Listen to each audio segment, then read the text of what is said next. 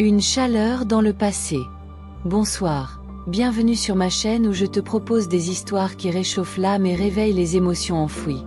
Si tu apprécies ce moment d'intimité et de nostalgie douce, n'hésite pas à t'abonner et à liker cette vidéo. Ça soutient mon travail et m'aide à continuer de créer ces récits qui touchent le cœur. Alors, installe-toi confortablement, laisse le présent s'effacer doucement, et laisse-toi emporter par l'histoire de ce soir. L'histoire d'une maison qui refuse d'oublier, et d'un homme qui doit apprendre à se souvenir. La route qui menait à la maison de son enfance était exactement comme dans ses souvenirs, et pourtant complètement différente. Les arbres avaient grandi, leurs branches formant maintenant une voûte dense au-dessus du chemin de terre. Les nids de poules s'étaient multipliés, transformant la surface autrefois relativement lisse en un parcours chaotique qui faisait grincer les suspensions de sa voiture. Alexandre conduisait lentement, son cœur battant de plus en plus fort à mesure qu'il approchait. Cela faisait 15 ans, 15 années entières qu'il n'avait pas emprunté cette route, qu'il n'avait pas vu cette maison. 15 ans depuis la mort de sa mère, depuis qu'il avait fui ces lieux chargés de trop de douleurs. À 42 ans, Alexandre portait sur ses épaules le poids d'une vie construite loin d'ici. Une carrière réussie dans l'immobilier à Lyon, un divorce récent, 2 enfants qu'il voyait un week-end sur 2, un appartement moderne et impersonnel qui ne ressemblait à rien d'autre qu'à un lieu de passage. Il avait bâti son existence sur l'oubli, sur la distance avec ce passé trop douloureux. Mais maintenant, les notaires le pressaient. La maison devait être vendue, les papiers signés, le dernier lien physique avec son enfance rompu définitivement. Il avait repoussé ce moment aussi longtemps que possible, trouvant toujours une excuse, une urgence professionnelle, un conflit d'agenda. Mais il n'y avait plus d'échappatoire. La maison apparut au détour du dernier virage, et Alexandre dut s'arrêter un instant, submergé par l'émotion. Elle était là, exactement comme dans ses souvenirs les plus anciens. Une grande bâtisse de pierre blonde, typique de cette région de Bourgogne, avec ses volets verts maintenant écaillés. Son toit d'ardoise dont plusieurs avaient glissé, son jardin envahi par les herbes folles. Mais malgré son apparence de décrépitude, elle conservait une dignité, une présence. Elle se dressait là, solide, attendant patiemment quelqu'un qui ne venait jamais. Alexandre gara sa voiture dans l'ancienne cour, coupa le moteur, et resta assis un long moment, les mains sur le volant. Il pouvait presque voir son père sortir de la maison avec sa pipe, sa mère dans le jardin avec son tablier fleuri, lui-même enfant courant autour de la fontaine maintenant tarie. Ces fantômes du passé se superposaient à la réalité présente, créant un effet de double vision qui lui donnait le vertige. « Respire », se dit-il. Ce ne sont que des pierres et du bois. Une maison vide. Rien de plus. Il sortit enfin de la voiture, prit la vieille clé que le notaire lui avait remise, et s'avança vers la porte d'entrée. Ses pas résonnaient sur les pierres de la cour avec une sonorité qui lui sembla assourdissante dans le silence de ce lieu abandonné. La clé grinça dans la serrure rouillée, résistant avant de finalement céder.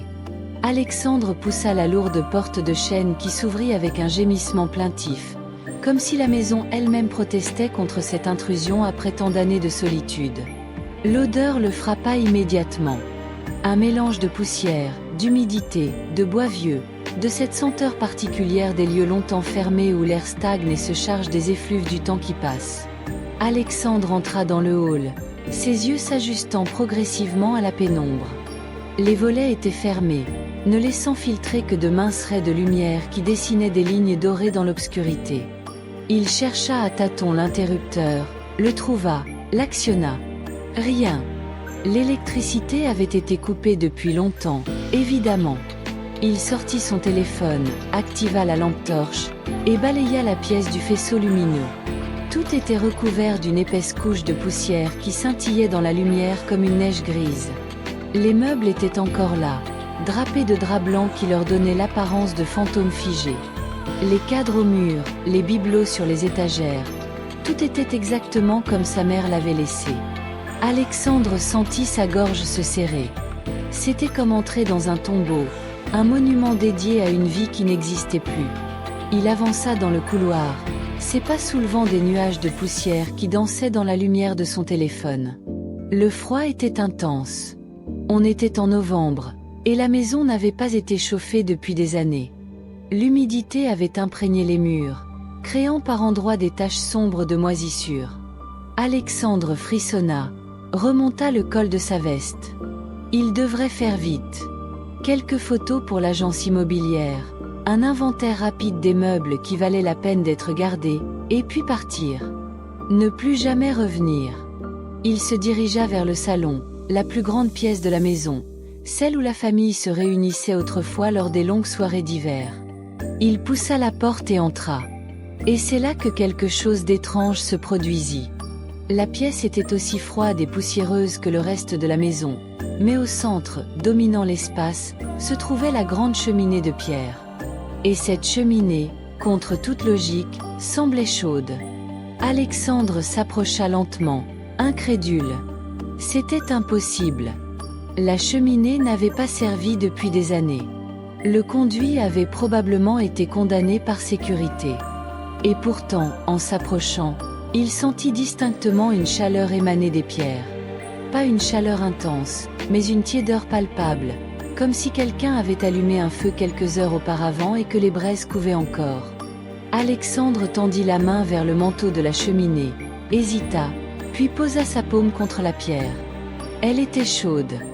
Indubitablement, inexplicablement chaude. Il recula d'un pas, son cœur battant plus vite. Il devait y avoir une explication rationnelle. Peut-être que le soleil avait chauffé ce mur particulier à travers une fenêtre? Mais non, les volets étaient fermés, la pièce était plongée dans l'obscurité.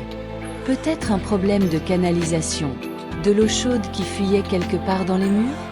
Mais l'eau avait été coupée en même temps que l'électricité. Alexandre se força à respirer calmement. Il était fatigué du voyage, émotif à cause du retour dans cette maison. Son esprit lui jouait des tours, c'était tout. Mais la chaleur était bien réelle. Il pouvait la sentir rayonner depuis la cheminée, créant une zone de confort dans cette pièce glaciale. Presque malgré lui, Alexandre se surprit à s'approcher à nouveau, attiré par cette source de chaleur inexplicable. Il s'assit sur le vieux canapé face à la cheminée, soulevant un nuage de poussière. Et en s'asseyant, en fixant l'âtre vide mais mystérieusement chaud, quelque chose se brisa en lui. Les souvenirs déferlèrent avec une force qui lui coupa le souffle. Il se revit enfant, assis exactement à cet endroit, entre son père et sa mère, regardant le feu danser dans la cheminée. Les flammes projetaient des ombres mouvantes sur les murs, créant un théâtre d'ombres qui le fascinait pendant des heures. Sa mère racontait des histoires, sa voix douce et mélodieuse tissant des récits de princesses et de dragons, de forêts enchantées et d'aventures extraordinaires. Son père fumait sa pipe, les yeux mi-clos, un sourire aux lèvres. Dehors, la neige tombait silencieusement, mais ici, dans ce cocon de chaleur et d'amour, rien ne pouvait les atteindre. Alexandre ferma les yeux, et pendant un instant vertigineux, il crut entendre leur voix. Le rire cristallin de sa mère quand il faisait une remarque drôle. La toux profonde de son père avant qu'il ne commence une de ses longues anecdotes sur sa jeunesse. Le crépitement du feu. Le tic-tac de la vieille horloge dans le coin. Tous ces sons qu'il avait enfouis si profondément dans sa mémoire qu'il croyait les avoir oubliés revenaient maintenant avec une clarté hallucinante. Il rouvrit les yeux brusquement, désorienté.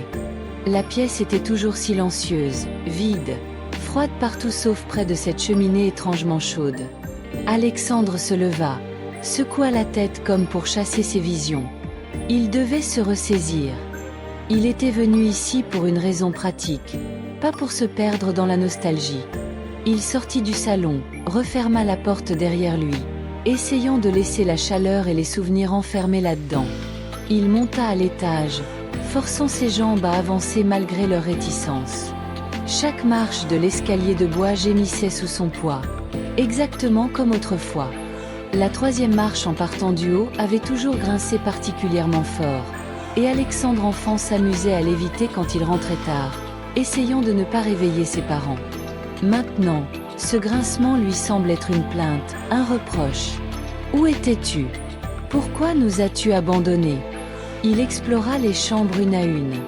Sa chambre d'enfant, avec les posters de ses groupes préférés encore accrochés au mur, son lit au drap poussiéreux, son bureau où il avait fait ses devoirs pendant tant d'années. La chambre de ses parents, le grand lit où sa mère était morte, entouré de sa famille. Alexandre ne put y rester qu'une seconde avant de refermer la porte précipitamment, le cœur serré. La chambre d'amis, rarement utilisée mais toujours impeccablement tenue par sa mère qui aimait que tout soit prêt pour des visiteurs qui venaient rarement. Dans chaque pièce, Alexandre ressentait quelque chose d'étrange. Une présence.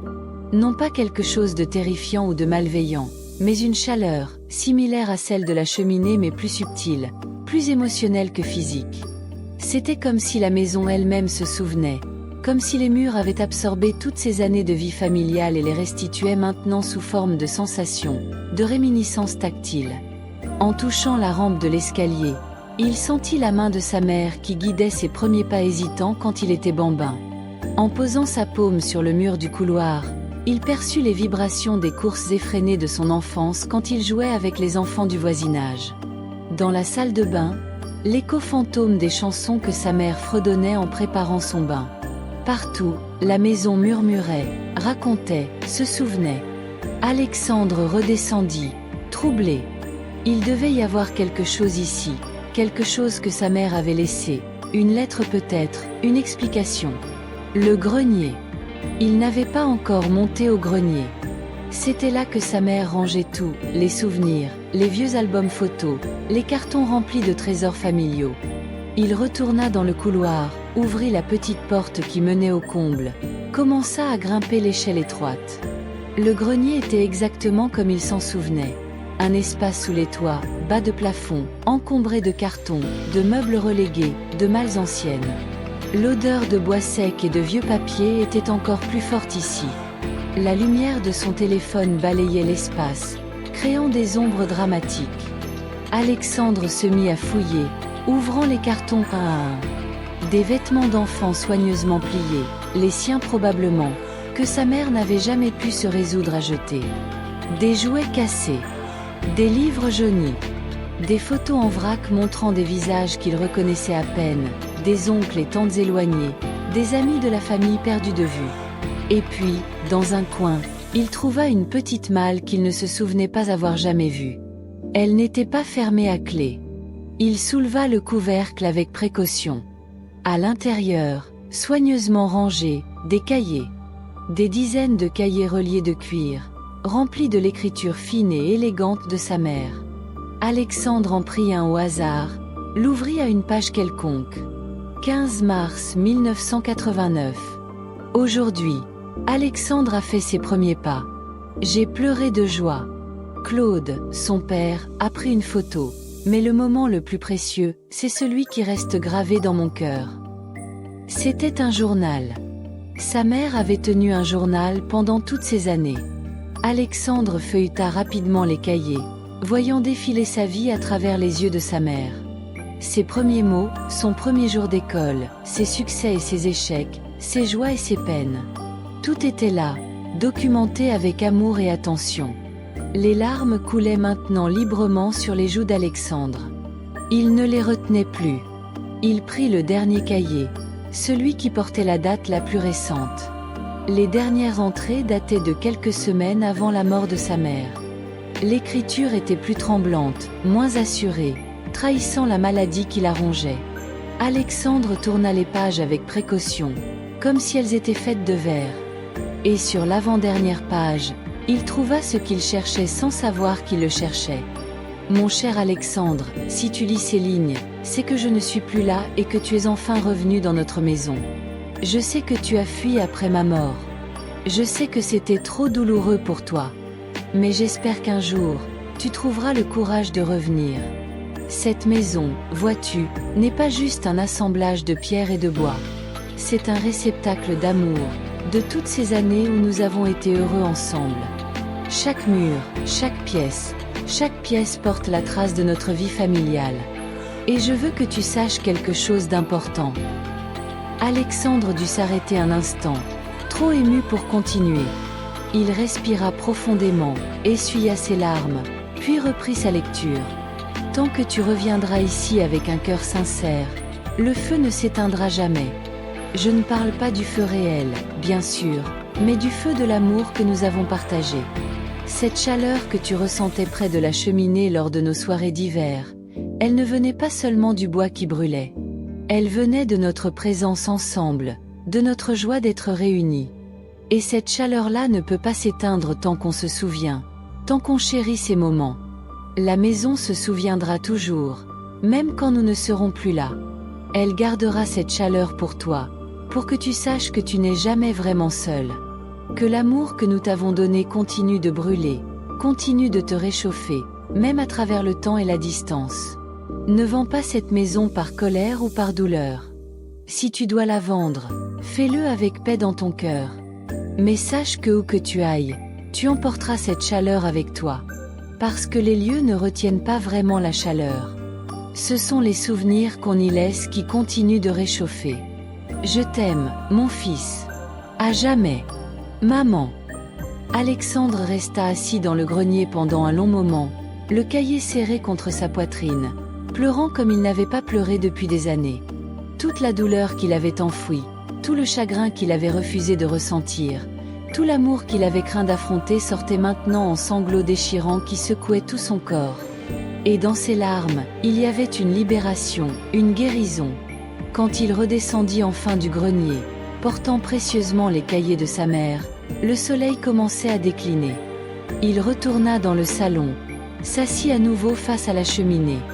La chaleur était toujours là, peut-être même plus forte maintenant qu'il comprenait sa véritable nature. Ce n'était pas une chaleur surnaturelle ou magique. C'était la chaleur de l'amour, matérialisée d'une manière qu'il ne pouvait pas expliquer rationnellement mais qu'il ne doutait plus. Alexandre ferma les yeux et laissa les souvenirs revenir, mais cette fois sans résistance, sans peur. Il se laissa submerger par eux, les accueillant comme de vieux amis retrouvés. Et dans son esprit, la cheminée s'anima, des flammes imaginaires mais intensément vivantes dansant dans l'âtre. Il vit sa mère, jeune et en bonne santé, lui sourire avec cette tendresse infinie qu'elle avait toujours eue pour lui. Il vit son père, sa pipe à la main, hocher la tête avec approbation. Il se vit lui-même, enfant, insouciant, aimé, heureux. Les heures passèrent sans qu'il s'en rende compte. Quand il rouvrit les yeux, la nuit était tombée. La maison était plongée dans l'obscurité complète. Mais Alexandre ne ressentait plus de peur, plus de malaise. Il sortit son téléphone, mais au lieu d'activer la lampe, il composa un numéro. Sa fille, Emma, décrocha après quelques sonneries. « Papa ? Tout va bien ?» Sa voix était inquiète. Il ne l'appelait jamais si tard. « Oui, ma chérie. Tout va très bien. Même mieux que bien. » Alexandre sentit sa voix se briser légèrement d'émotion. « Je suis dans la maison de grand-mère. Tu te souviens d'elle ? » Emma avait à peine 5 ans quand sa grand-mère était morte, mais Alexandre savait qu'elle gardait quelques souvenirs. Un peu. Elle me racontait toujours des histoires. « Oui, » dit Alexandre avec un sourire. Elle adorait raconter des histoires. « Écoute, je voulais te dire quelque chose. Je sais que je n'ai pas été très présent ces derniers temps. Depuis le divorce, j'ai été perdu. Mais je veux changer ça. Je veux qu'on passe plus de temps ensemble. Je veux que tu connaisses ton histoire, d'où tu viens. Ça te dirait de venir ici avec ton frère le week-end prochain ? Je vais remettre la maison en état avant de la vendre, et j'aimerais que vous la voyiez, que vous compreniez ce qu'elle représente. » Il entendit la surprise et la joie dans la voix de sa fille. « Vraiment ? Oh, papa, ce serait génial. Oui, oui, on viendra. » Ils parlèrent encore quelques minutes, Alexandre lui racontant des anecdotes sur sa propre enfance dans cette maison, des histoires qu'il n'avait jamais partagées avant. Quand il raccrocha, il se sentait plus léger qu'il ne l'avait été depuis des années. Il passa la nuit dans la maison, dormant sur le vieux canapé du salon, enveloppé dans son manteau. Et étrangement, malgré le froid qui régnait dans le reste de la maison, près de la cheminée, il n'eut jamais froid. La chaleur inexplicable le berça toute la nuit, comme les bras d'une mère qui protège son enfant.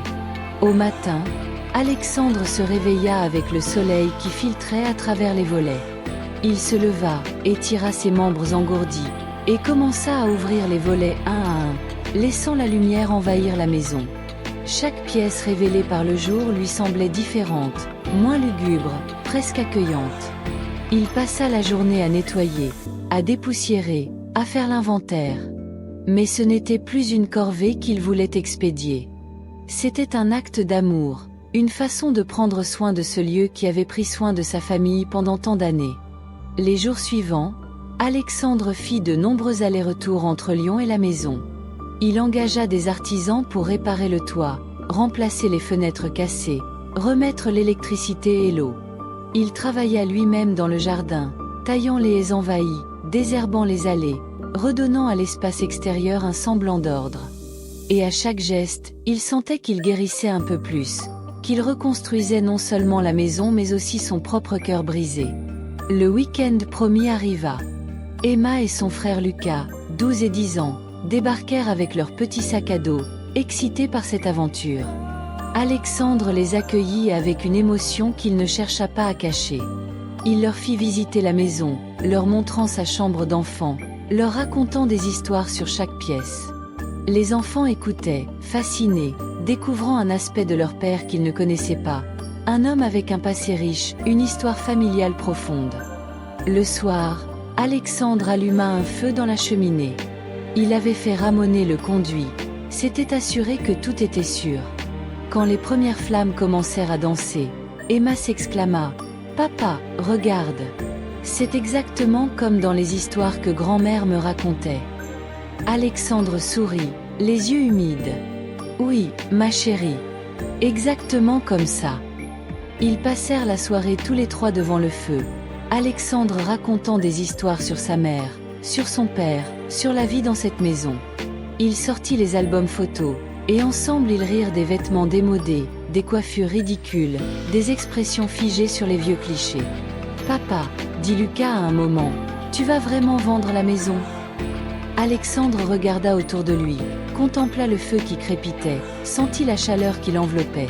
Pas seulement celle du feu réel mais celle plus profonde, plus durable, de l'amour familial. « Oui, » répondit-il finalement. « Je vais la vendre. Mais pas parce que je veux l'oublier. Parce que j'ai compris que je n'en ai plus besoin pour me souvenir. Cette maison m'a donné ce qu'elle devait me donner.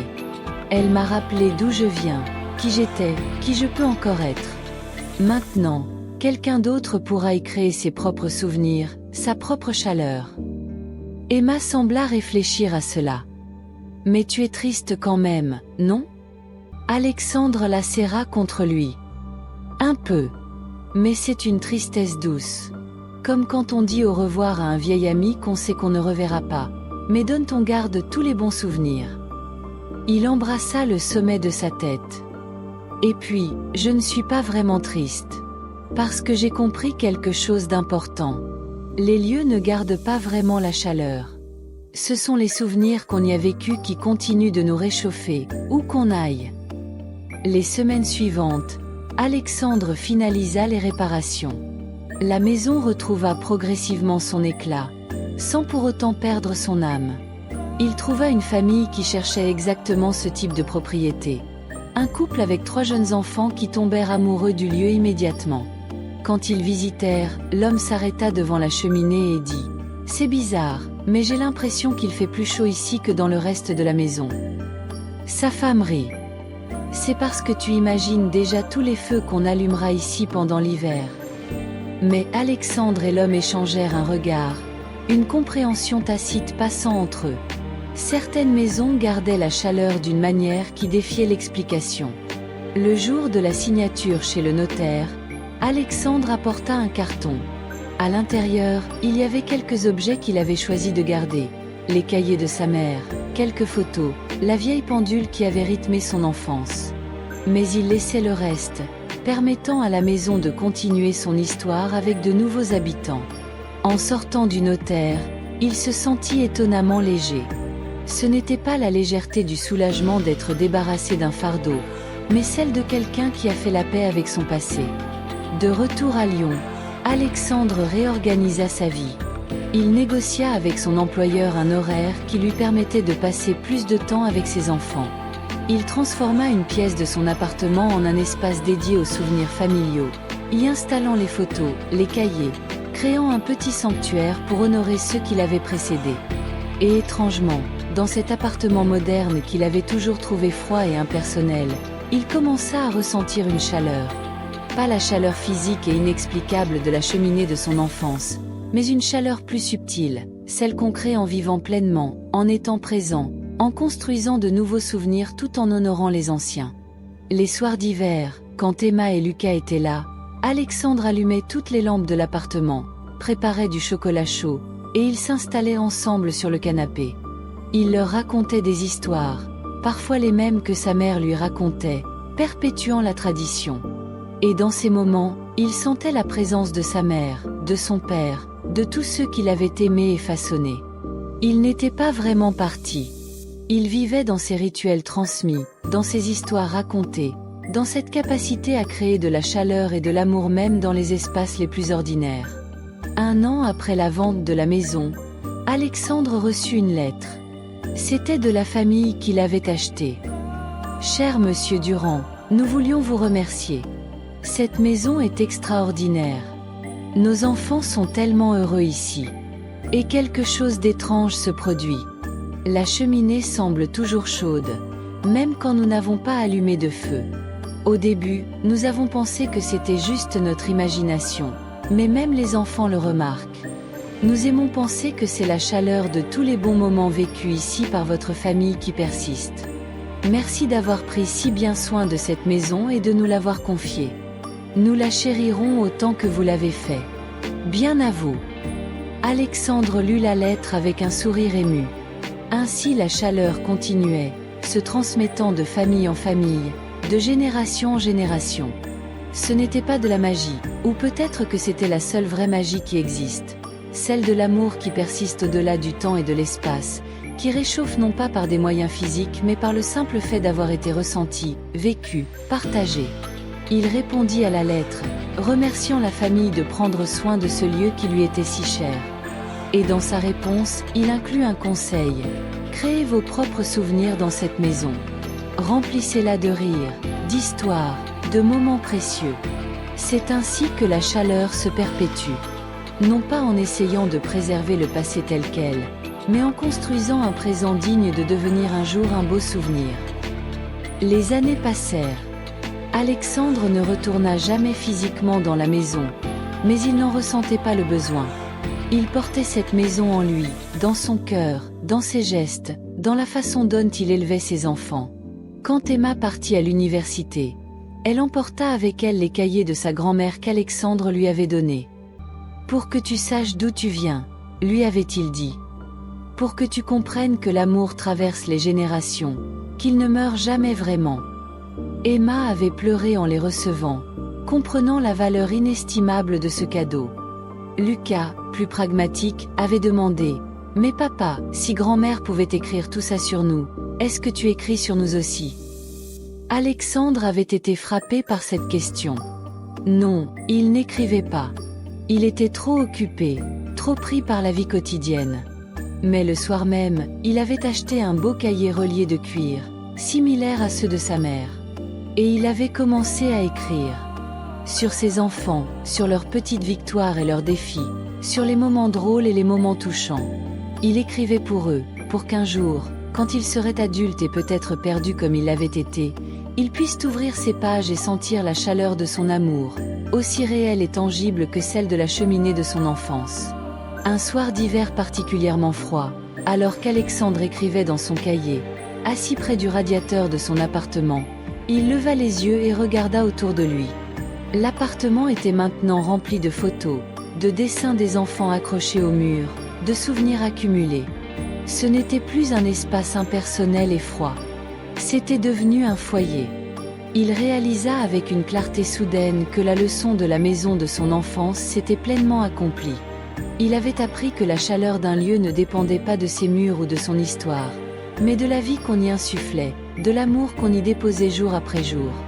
Il pensa à sa mère, à ce message qu'elle lui avait laissé dans son journal. « Tant que tu reviendras ici avec un cœur sincère, le feu ne s'éteindra jamais. » Il avait d'abord compris cela littéralement, pensant qu'il s'agissait de la maison elle-même. Mais maintenant, il comprenait le sens plus profond. Le « ici » dont parlait sa mère n'était pas un lieu géographique. C'était un espace intérieur, un état d'être. Revenir ici signifiait revenir à soi-même, à ses valeurs fondamentales, à sa capacité d'aimer et d'être présent. Et tant qu'il ferait cela, le feu de l'amour familial ne s'éteindrait jamais, peu importe où il se trouvait physiquement. Alexandre se leva, alla à la fenêtre. Dehors, la neige commençait à tomber, transformant Lyon en un paysage de cartes postales. Il pensa à tous les gens dans cette ville immense, à toutes les histoires se déroulant simultanément dans des milliers de foyers. Combien d'entre eux portaient leur propre maison d'enfance dans leur cœur? Combien avaient fui leurs souvenirs comme il l'avait fait? Et combien avaient trouvé le chemin du retour vers eux-mêmes? Le téléphone sonna, le tirant de ses pensées. C'était Emma. « Papa, devine quoi? J'ai un nouveau colocataire, et quand je lui ai parlé de la maison de grand-mère, il m'a dit que sa famille avait acheté une vieille maison en Bourgogne il y a quelques années. J'ai décrit la maison, et papa, c'est la même. C'est lui qui vit maintenant dans la maison de grand-mère. Tu te rends compte de la coïncidence? » Alexandre sourit, mais ce n'était pas vraiment une surprise. Le monde était petit, et certaines connexions semblaient destinées à se produire. « C'est merveilleux, ma chérie. Et comment va la maison? » Et Marie? Il dit qu'elle est merveilleuse, qu'il y a une chaleur particulière, surtout près de la cheminée. Sa famille l'adore. Ils ont même ajouté quelques touches personnelles, mais ils ont gardé l'essence de la maison intacte. Il m'a invité à venir la voir. Tu voudrais venir avec moi? Alexandre réfléchit un long moment. Une partie de lui voulait désespérément retourner, voir la maison encore une fois, marcher dans ses pièces, toucher ses murs. Mais une autre partie, plus sage, savait que ce n'était pas nécessaire. Non, ma chérie. Vas-y, toi. Profitant. Prends des photos si tu veux. Mais moi, j'ai fait mes adieux. Cette maison appartient maintenant à une autre famille, et c'est bien ainsi. Elle continue son histoire sans moi. Mais si tu y vas, fais quelque chose pour moi. Assieds-toi près de la cheminée. Ferme les yeux. Et écoute. Tu entendras peut-être l'écho de toutes les histoires que grand-mère racontait, de tous les rires que nous avons partagés là-bas. Cette chaleur est toujours là, et elle sera toujours là, peu importe qui habite la maison. Emma promit qu'elle le ferait. Quelques semaines plus tard, elle visita effectivement la maison et envoya à Alexandre une série de photos. La maison avait été magnifiquement entretenue. La famille actuelle avait repeint les volets, ajouté une véranda, modernisé la cuisine. Mais l'essence était restée la même. Et sur une photo, Emma était assise près de la cheminée, les yeux fermés, un sourire paisible sur son visage. Sous la photo, elle avait écrit « Je l'ai entendu, papa. J'ai entendu grand-mère. » Pas vraiment sa voix, mais je sais pas comment expliquer. Une présence chaleureuse. Un amour qui reste. Tu avais raison. Alexandre regarda longuement cette photo, son cœur gonflé d'émotion. Le cycle continuait. L'amour se transmettait, la chaleur persistait, les souvenirs vivaient. Sa mère avait raison depuis le début. Les lieux ne retiennent pas la chaleur par eux-mêmes. Ce sont les souvenirs, les émotions, l'amour partagé qui crée cette chaleur qui transcende le temps et l'espace. Et cette chaleur, une fois créée, ne s'éteint jamais vraiment. Elle continue de brûler doucement, réchauffant ceux qui savent ouvrir leur cœur pour la recevoir. Des années plus tard, quand Alexandre devint grand-père pour la première fois, il tint dans ses bras sa petite fille et sentit cette chaleur familière l'envahir. Ce n'était pas la chaleur d'une cheminée ou d'un lieu spécifique. C'était la chaleur de l'amour qui se perpétue, de génération en génération, créant une chaîne ininterrompue qui reliait le passé au présent et au futur. Il pensa à sa mère, à son père, à tous ceux qui l'avaient précédé. Et il sut qu'ils étaient là, d'une certaine manière, dans ce moment parfait. « Bienvenue dans la famille, petite », murmura-t-il au bébé endormi. « Tu portes en toi la chaleur de tous ceux qui sont venus avant. Et un jour, tu la transmettras à ton tour. C'est notre héritage, plus précieux que n'importe quelle maison ou possession. C'est l'amour qui ne meurt jamais, qui continue de réchauffer à travers les âges. Emma, tenant son bébé, regarda son père avec des larmes de gratitude. Merci, papa. Merci de m'avoir appris que les souvenirs ne sont pas des fardeaux à porter ou à fuir, mais des trésors à chérir et à transmettre. Alexandre serra sa fille et sa petite-fille dans ses bras, créant un moment qui deviendrait à son tour un souvenir précieux, une nouvelle couche de chaleur ajoutée à l'héritage familial. Cette nuit-là, dans son appartement devenu foyer, Alexandre sortit les cahiers de sa mère pour la énième fois. Mais cette fois, il ne les lut pas. Il se contenta de les tenir, sentant leur poids familier, leur texture usée. Ils étaient le symbole tangible de quelque chose d'intangible, l'amour qui persiste, la mémoire qui réchauffe, la connexion qui transcende la mort elle-même. Il pensa à la maison de son enfance, quelque part en Bourgogne, abritant maintenant une autre famille avec ses propres joies et ses propres défis. Il imagina la cheminée, toujours chaude d'une chaleur inexplicable, continuant d'offrir son confort mystérieux à ceux qui savaient l'apprécier. Et il sourit, en paix avec le passé, présent dans le moment actuel, confiant dans l'avenir. Car il avait appris la plus importante des leçons, que nous portons tous en nous des maisons invisibles, construites non de pierre mais de souvenirs, chauffées non par du bois mais par l'amour. Ces maisons nous accompagnent partout où nous allons. Elles ne peuvent être vendues, détruites ou oubliées. Elles sont éternelles, aussi longtemps que nous nous en souvenons, aussi longtemps que nous les honorons, aussi longtemps que nous transmettons leur chaleur à ceux qui viennent après nous. Alexandre ferma les yeux, et dans l'obscurité de sa chambre, il sentit une chaleur l'envelopper. Pas celle de la cheminée de son enfance, ni celle du radiateur de son appartement, mais une chaleur plus profonde, plus vraie. La chaleur de savoir qu'il était aimé, qu'il avait été aimé, qu'il aimerait. La chaleur de faire partie d'une chaîne ininterrompue d'humanité, d'amour transmis de main en main, de cœur en cœur, de génération en génération. Et quelque part, dans une maison de pierre blonde en Bourgogne, une cheminée continuait de dégager une chaleur inexplicable, gardienne silencieuse d'un amour qui refusait de s'éteindre.